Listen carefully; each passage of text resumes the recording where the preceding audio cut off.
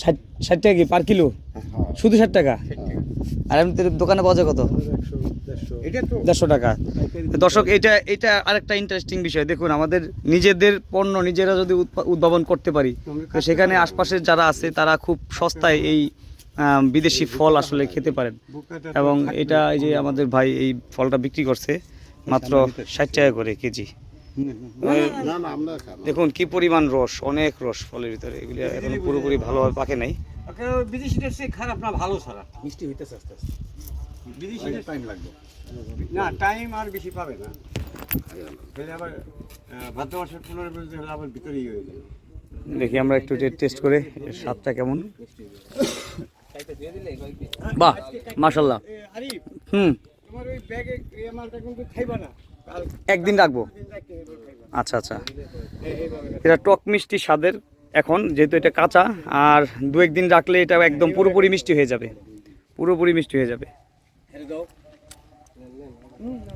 আমি গ্রাম বাংলার প্রত্যেকটা মানুষকে দৃষ্টি আকর্ষণ করব, সেটা হচ্ছে আপনারা বসে না থেকে, অনেকেই বেকার বসে থাকেন, অনেকে বিভিন্ন ধরনের ডিপ্রেশন, নানা ধরনের চিন্তা নিয়ে আসেন, যেগুলি দুশ্চিন্তা করেন যে কি করব, কি হবে।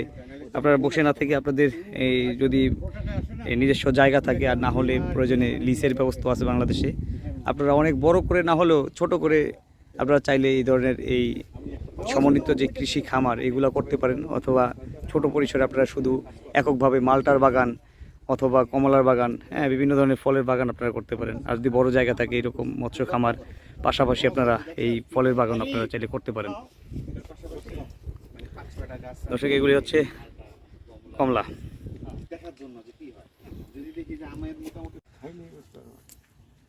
অভাবনীয় সাফল্য।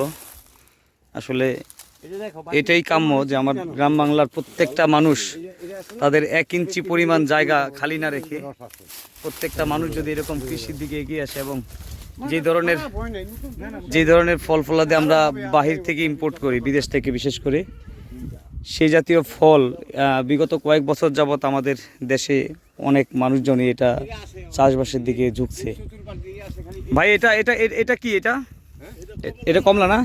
চায়না কমলা। দর্শক, এটা হচ্ছে চাইনিজ কমলা, যেগুলি ছোট ছোট কমলা আমাদের দেশে এই ব্যাগে পাওয়া যায়, নেটের ব্যাগে পাওয়া যায়। সেই কমলাগুলি হচ্ছে এগুলি। দেখুন কি পরিমাণ ফলন হয়েছে, তা আসলে কল্পনাই করা যায় না। আর এটা হচ্ছে আমার ভাইয়ের এই একটা মৎস্য খামার।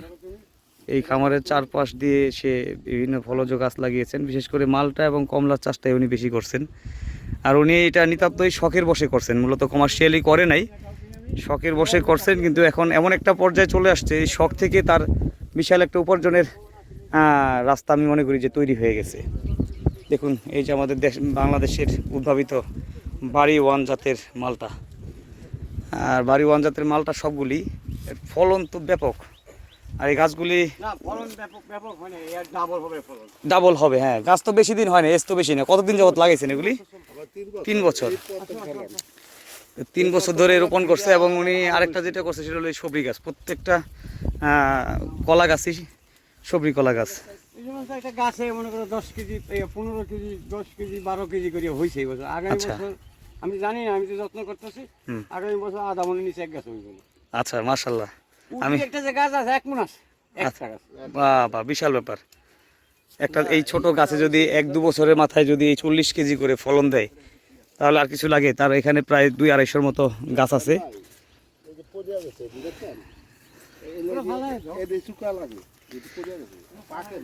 আসলে কৃষির প্রতি ভালোবাসা থাকতে হবে, কৃষির প্রতি মায়া থাকতে হবে, টান থাকতে হবে, তাহলেই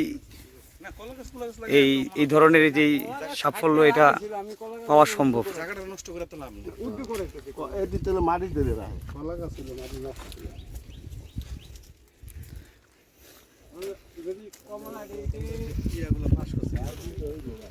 ব্যাপক ফলন হয়েছে, ব্যাপক।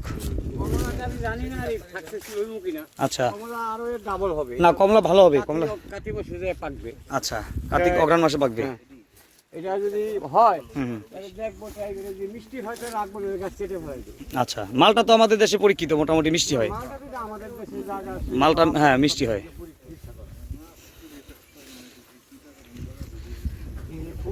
বড় মাছ কিছু দেওয়া যায় পুষাই খেলে দর্শক আমার এই যে ভাই আমাদের জন্য মালটা ছিল, এই যে অনেকগুলি মালটা দিচ্ছে, অনেক, এমন হয় যে এখানে 7-8 কেজির কম না। আর একটা হবে আল্লাহ ভাই, হ্যাঁ আর একটা দিবেন না, একটা এন তো একটা বড় আছে হাতে হাতে সবারই দিছি আমি তাহলে খাইতে বাবু এটা পছন্দ করে